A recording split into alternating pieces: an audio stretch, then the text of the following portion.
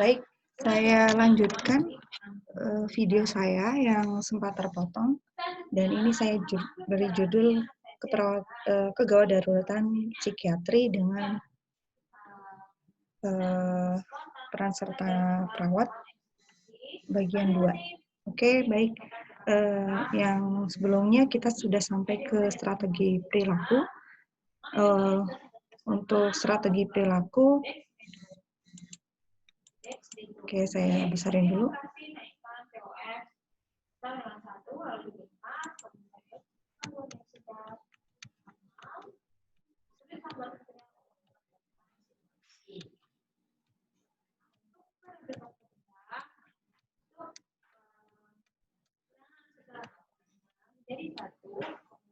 Ya, masuk ke strategi perilaku atau behavioral untuk bagaimana penanganan gawat daruratan psikiatri, dimulai dari sikap suportif, ya, kemudian tidak mengancam, tegas dengan batasan jelas sehingga tidak ada tindakan kekerasan. Kita harus jelaskan ke pasien bahwa kita tidak menghendaki terjadinya tindak kekerasan di dalam ruangan perawatan. Kemudian tenangkan klien, berikan rasa aman. Tetap berikan rasa aman sebagai bagian dari pelayanan kita, sebagai bagian dari caring kita, agar pasien tetap merasa bahwa dirinya bisa diterima di ruang perawatan jiwa. Tunjukkan dan tularkan sikap tenang serta penuh kontrol. Ya. Jadi meskipun kita menangani pasien-pasien dengan agitasi, akan tetapi kita tetap harus menunjukkan sikap tenang dengan komunikasi yang tidak membentak-bentak gitu ya. Jadi komunikasinya tetap harus yang terpetik ya. Jangan memaksa atau menyuruh klien minum obat untuk membantunya tenang atau perlu dikekang. Jadi untuk pemberian obat sebaiknya tidak ada paksaan, karena nanti ketika ada paksaan sedikit dikhawatirkan akan menyebabkan pasien trauma ya, sehingga dia tidak mau minum obat lagi. Nah, makanya ini sangat dihindari. Dan untuk pelaksanaannya di rumah sakit jiwa biasanya ketika kita sudah mengarahkan pasien untuk bisa mengenali misalnya pada kasus-kasus halusinasi atau kasus-kasus yang memang seperti PK. Setelah pasien bisa mengidentifikasi perilaku kekerasannya, kita sinergikan dengan terapi medis, yaitu pemberian obat dengan menjelaskan 5 benar, ya, 5 benar minum obat. Hal ini dilakukan agar baik terapi medis maupun terapi keperawatan bisa seiring sejalan sehingga pasiennya akan memahami bagaimana pentingnya minum obat sebagai salah satu terapi untuk mengatasi masalah kejiwaannya.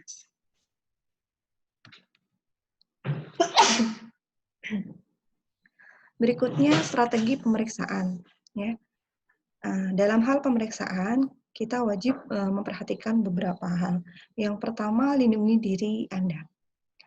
Sebagai perawat, kita tetap harus prepare terhadap tindakan pasien yang memang dalam kondisi gawat darurat bisa jadi tidak terprediksi oleh kita. Sehingga hal-hal yang berikut ini harus kita perhatikan. Nah, apa saja yang harus kita perhatikan? Lindungi diri perawat, jangan sampai yang pertama, mewawancarai klien yang bersenjata. Jadi pastikan pasien itu tidak ada barang-barang tajam ketika kita melaksanakan wawancara. Ya. Kemudian memeriksa klien sendirian dalam ruang tertutup dengan ruangan yang ada benda-benda yang dapat digunakan sebagai senjata. Jadi jangan sampai ada benda-benda lain, apalagi benda tajam, di ruangan pada saat kita melaksanakan wawancara dengan pasien. Kemudian duduk terlalu dekat, ya. Nah, untuk duduk terlalu dekat, teman-teman bisa lihat kembali materi komunikasi terapeutik. Jadi kita beri jarak dengan pasien sesuai dengan jangkauan tangan pasien ya. Bukan lagi 30 sekitar 1 meter atau berapa. Nah, kita lihat apakah pasiennya itu jangkauan tangannya itu cukup panjang atau tidak gitu ya. Biasanya bisa kita lihat dari postur tubuhnya ya. Jadi jangan terlalu dekat. Kemudian jangan sampai membelakangi pasien, ya. Hal ini dihindarkan untuk menghindari kesan bahwa tidak ada komunikasi yang terapeutik antara perawat dan pasien. Kemudian memakai sesuatu yang dapat membahayakan Anda, misalnya kalung, dasi, selendang, atau yang lainnya. Memantau atau menyangkal klien, ya menantang. Menantang itu misalnya pada saat pasien ini melakukan PK yang disertai dengan halusinasi. Nah, ini terkadang pasien merasa tidak mengalami halusinasi, sehingga ketika kita menanyakan halusinasinya biasanya pasiennya menyangkal. Untuk itu jangan kemudian kita menjudgment bahwa pasien itu mengalami halusinasi sementara pasiennya belum merasa atau belum mengenali halusinasinya, ya. Kemudian perhatikan tanda-tanda munculnya kekerasan, ya. Ini bisa kita lihat di materi PK, ya. Teman-teman sudah bisa membuka filenya kembali. Jadi untuk tanda-tanda PK misalnya dari muka merah, pandangan mata tajam, gigi kemerutuk dan sebagainya, tangan mengepal misalnya, ya. Jadi kita bisa melihat dari tanda-tanda yang diperlihatkan pasien. Selanjutnya jumlah staf yang harus mencukupi, ya. Dan ini ditujukan agar tidak terjadi tindak kekerasan untuk selanjutnya, ya. Jadi kadang kita harus waspada untuk hal ini. Ya. Berikutnya penata laksanaan. Untuk penata laksanaan, setelah diagnosis dibuat, evaluasi resiko bunuh diri dan cegah tindakan kekerasan berikutnya. Ya. Jadi jangan sampai misalnya pada pasien-pasien yang pernah mengalami percobaan suicide, ya jangan sampai ide bunuh dirinya itu terulang kembali. Sehingga ini menjadi salah satu faktor yang harus kita waspadai. Eksplorasi kemungkinan intervensi sosial. Ya, intervensi sosial misalnya kita bisa berkolaborasi dengan dinas sosial terhadap bagaimana penanganan pasien ini selanjutnya, ya. Karena misalnya untuk pasien-pasien homicide gitu ya, pembunuhan dan sebagainya, ini butuh intervensi secara sosial. Observasi terus-menerus dengan catatan berarti pasiennya dirawat. Kemudian bila bahaya tindak kekerasan berlanjut, maka calon korban perlu diberitahu, ya. Ini pada pasien-pasien homicide yang tindakan ini sangat dipentingkan. Untuk medikasinya tergantung diagnosis atau penyebab dasar. Biasanya untuk perilaku-perilaku agitasi disarankan untuk mengkonsumsi benzodiazepin, lorazepam dengan dosis 2 mg lewat oral atau IM.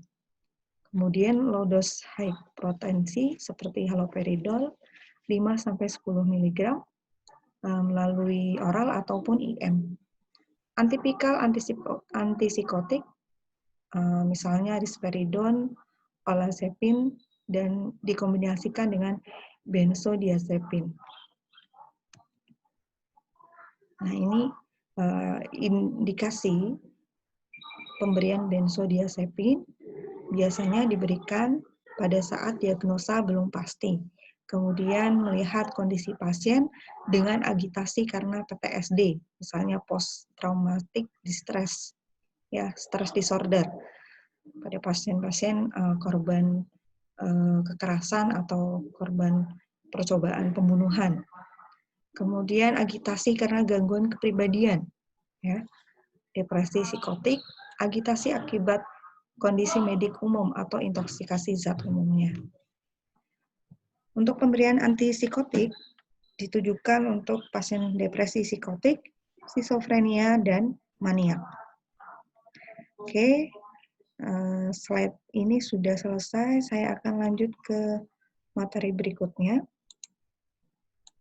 yaitu peran perawat dalam kegawat daruratan psikiatri.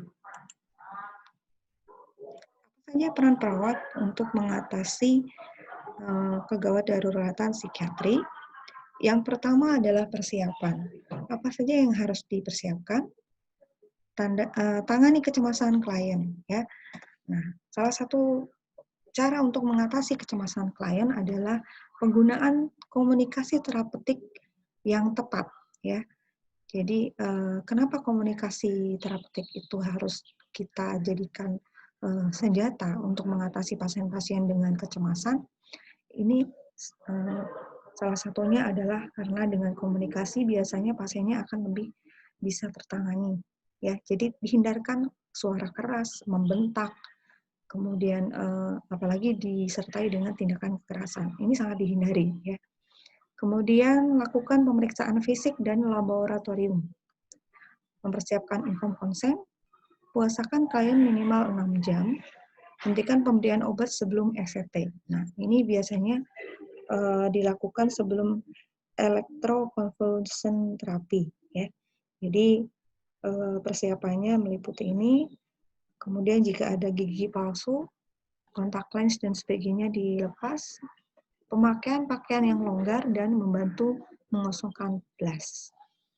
Jadi prosedur ini dilakukan ketika pasien memang sudah terindikasi gangguan psikotik dan harus menjalani SRT atau terapi kejang listrik. Nah, bagaimana prosedur ketika kita harus melakukan pengikatan? Nah, pengikatan sendiri adalah terapi dengan menggunakan alat-alat mekanik atau manual untuk membatasi mobilitas fisik klien yang bertujuan melindungi klien dan orang lain dari cedera fisik, khususnya bila terapi lain seperti perubahan lingkungan dan strategi perilaku sudah tidak mempan. Jadi ini merupakan alternatif yang terakhir ketika jalan yang lainnya sudah kita tempuh, tapi ternyata tidak berhasil untuk bisa membuat pasien tenang. Nah, bagaimana prosedur pengikatan ini kita laksanakan? Tindakan keperawatannya meliputi hargai hak asasi klien dengan identifikasi kejadian pencetus, ya, observasi, buat rencana tindakan sesuai standar dan dokumen, lindungi klien dari cedera fisik akibat pengikatan, dan sediakan lingkungan yang aman. Jadi untuk penanganan pasien dengan agitasi yang sangat berat, tetap ya, terapi lingkungan ini menjadi salah satu syarat di samping tindakan-tindakan yang lainnya, ya. Jadi agar pasien itu punya perasaan bahwa di lingkungannya itu tidak mengancam. Nah, ini sangat penting untuk mengatasi ketidaknyamanan yang diderita pasien. Nah, bagaimana untuk pasien yang mengalami percobaan bunuh diri? Nah, bunuh diri ini merupakan tema utama ketika misalnya pasien-pasien yang mengalami krisis yang menyebabkan penderitaan mendalam, disertai perasaan tidak berdaya dan tak ada harapan. Konflik antara keinginan untuk bertahan dengan stres yang tak tertanggungkan, persepsi bahwa ia tak punya pilihan, keinginan untuk melepaskan diri dari masalah. Ya, biasanya ini alasan-alasan yang digunakan pasien untuk melakukan percobaan bunuh diri. Nah, bagaimana panduan wawancara dan psikoterapi pada pasien percobaan bunuh diri? Yang pertama, tanyakan langsung tentang ide bunuh diri. Nah, apakah yang tadi saya sebutkan di atas atau yang lainnya? Kemudian pertimbangkan usia, kecanggihan pikiran klien. Nah, seringkali pasien-pasien ini mengambil alibi atau alasan lain yang kadang tidak masuk akal, ya. Merasa itu tidak direncanakan dan sebagainya, atau bahkan ada yang menyalahkan orang lain, ya, untuk alasan bunuh dirinya. Padahal sejatinya untuk apapun alasannya, ketika dia melaksanakan percobaan bunuh diri, sebenarnya ini adalah tanggung jawab dia sendiri.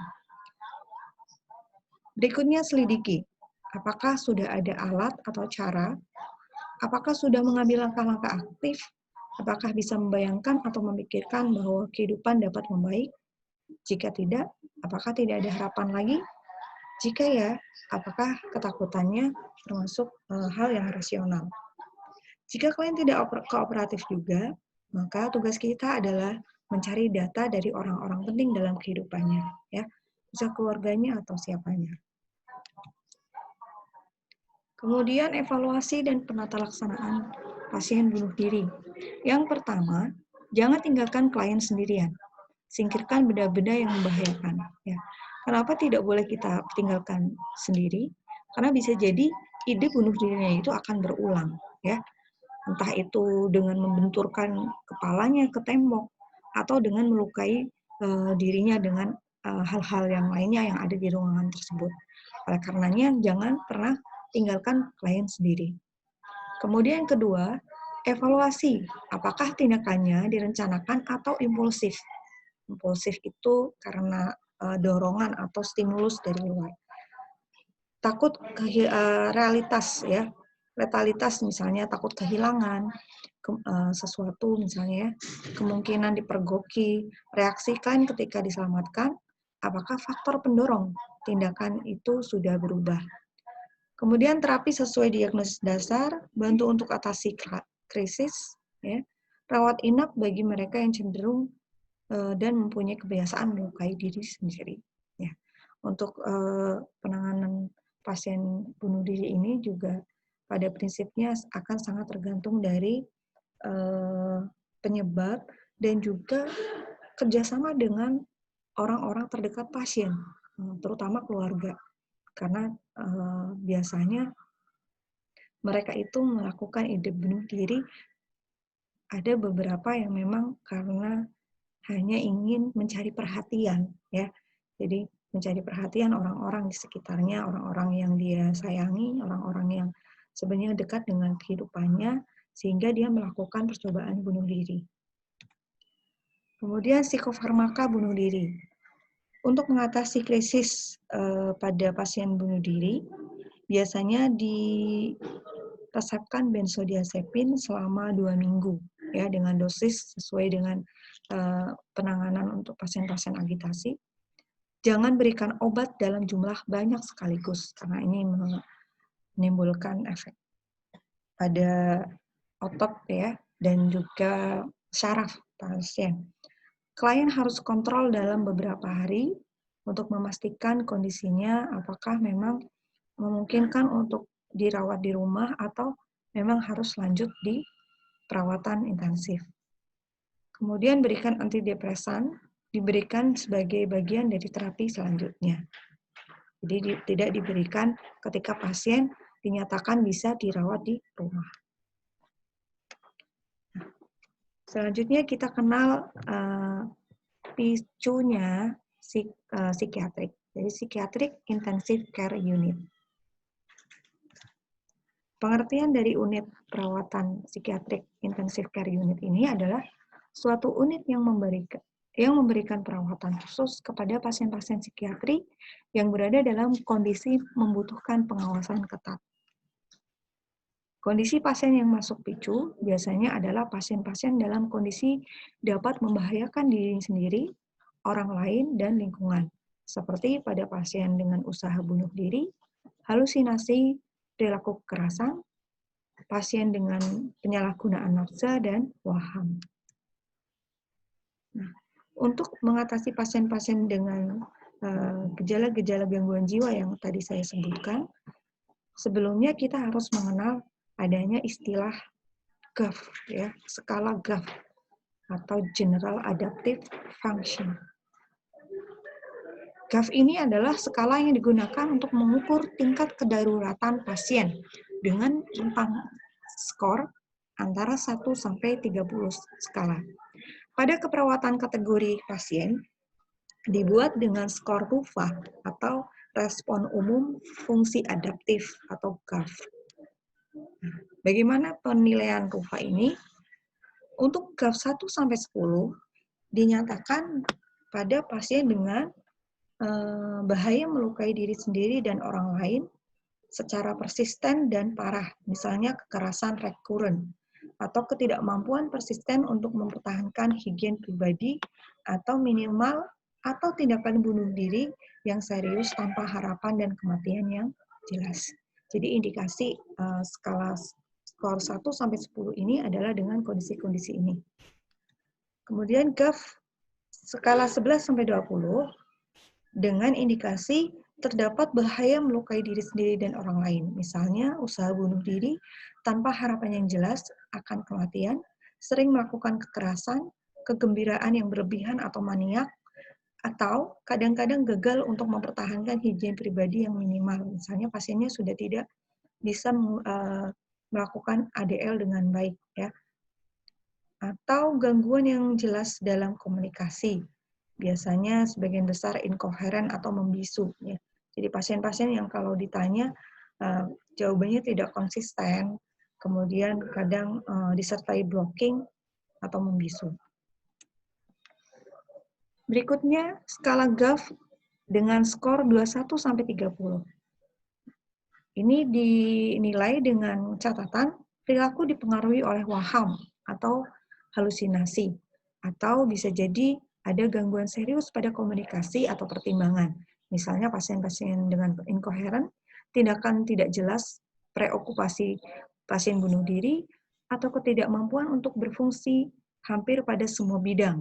Misalnya pasiennya tinggal di tempat tidur sepanjang hari, ya. Jadi dia ada perilaku menarik diri juga, kemudian tidak memiliki pekerjaan, rumah atau teman, ya. Ini bisa kita gambarkan pada pasien-pasien gelandangan yang juga mengalami gangguan psikologis. Nah, untuk penanganannya ada fase-fase yang kita sebut fase penanganan intensif dengan memperhatikan jam terjadinya gangguan pada pasien. Yang pertama fase intensif. Disebut fase intensif dengan rentang waktu 1 sampai 24 jam pertama. Biasanya pasien dirawat dengan observasi, diagnosa, treatment, dan evaluasi yang ketat. Hasil evaluasi pasien akan memiliki 3 kemungkinan. Yang pertama, pasien bisa dipulangkan dengan catatan, kemudian dilanjutkan dengan fase intensif kedua, dan dirujuk ke rumah sakit jiwa.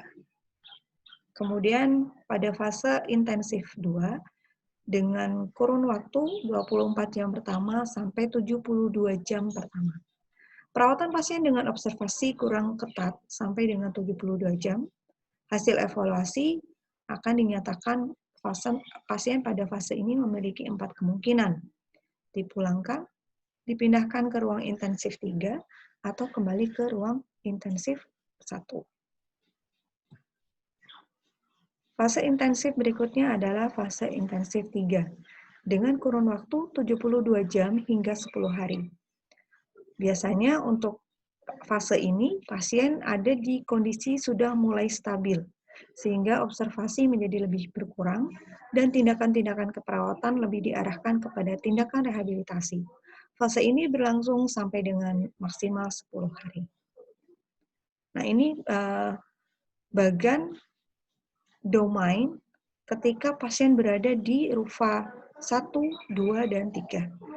Domain yang harus kita perhatikan ada pada pikiran, perasaan, dan tindakan. Nah, ini bisa teman-teman baca sendiri ya untuk perbedaannya. Kemudian intensif 1, intensif 2, dan intensif 3 bisa dilihat dari bagan ini. Ya, jadi intensif 1 biasanya kendalikan secara verbal, pengikatan atau isolasi, karena intensif 1 sehingga masih ada tindakan-tindakan yang bersifat isolasi atau pengikatan. Kemudian secara medis ada pemberian antipsikotik, parenteral, ansietas. Oke. Nah, selanjutnya ini bisa membedakan semakin ke arah intensif 3 berarti kondisi pasien sudah semakin semakin bisa mengendalikan marahnya, bisa lebih terkendali. Kemudian keadaan darurat pada pasien waham. Ini bisa kita lihat perbedaannya dari domain pikiran, perasaan, dan tindakan dengan perbedaan masing-masing intensif 1, 2, dan 3. Ini masih kelanjutan dari intervensi waham. Kemudian rufa pada panik. Ini domainnya.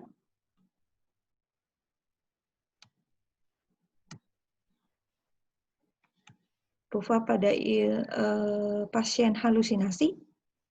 Ya. Jadi yang harus kita perhatikan adalah di domain pikiran, afek, dan tindakan. Ya. Kita bisa melihat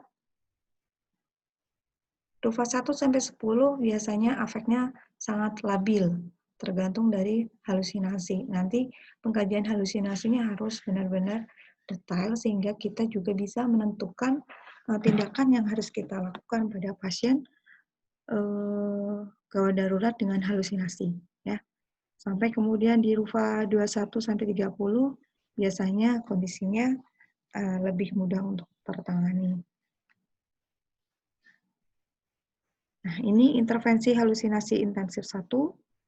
Ya, yang pertama komunikasi terapeutik, siapkan lingkungan yang aman, menyiapkan lingkungan yang tenang, singkirkan semua benda yang membahayakan, dan berikan obat-obat sesuai dengan program terapi.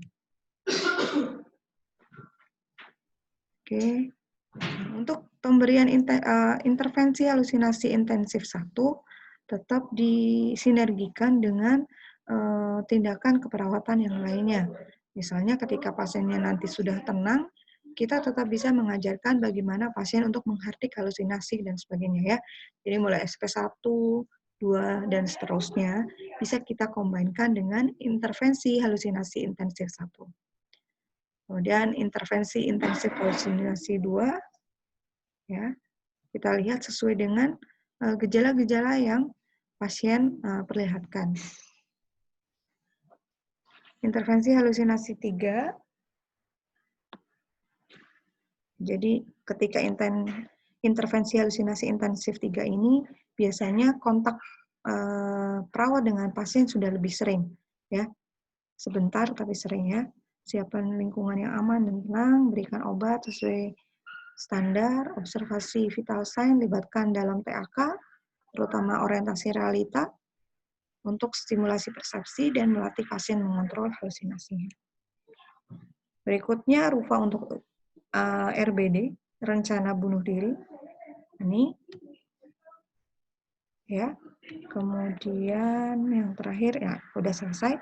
Untuk masing-masing rupa ya kita bisa melihat di konsep teorinya seperti apa sehingga ketika pasien-pasien dengan tindakan kasus kegawat daruratan psikiatri dengan waham, bunuh diri, halusinasi, ini juga kembali pada konsep penyakitnya seperti itu. Baik, itu saja yang bisa saya jelaskan. Kurang lebihnya mohon maaf. Untuk tanya jawab bisa kita lanjut di forum diskusi. Assalamualaikum warahmatullahi wabarakatuh.